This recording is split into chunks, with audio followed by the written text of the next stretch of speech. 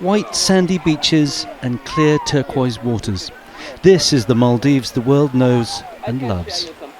But the island of Villingili is a small oasis next to the capital, one of the most densely populated cities in the world. Just off the coast, a new project to try and remedy that. Pillars sunk into the sea for a highway, leading to what's now just a sandbar, but will be a new cargo port and residential blocks. Locals have watched as their idyllic view has turned into a building site. They take the sand using a dredger and they put all the sand inside, and this is one of the biggest reclamations doing in the Maldives. And that had a very immediate impact.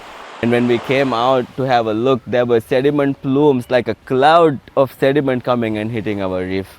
Like it was this bad when they started it. Now the surface waters are clear again, but the real damage is below.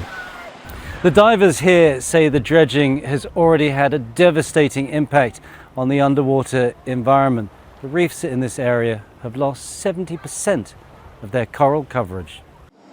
50 metres down, the nearby reef is still home to some fish, but the water's cloudy and the reef covered in sand.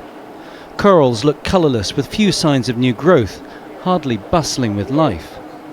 This, say the UN, is at the heart of the problem. Dredging sand beds kills microorganisms vital to sustaining marine environments. It's a tricky balancing act for the government of a country that's 99% underwater and vulnerable to rising sea levels.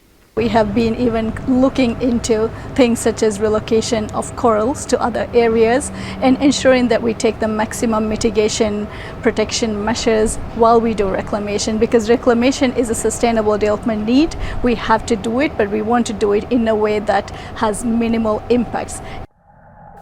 The residents of Villingili are already taking action to protect the reef.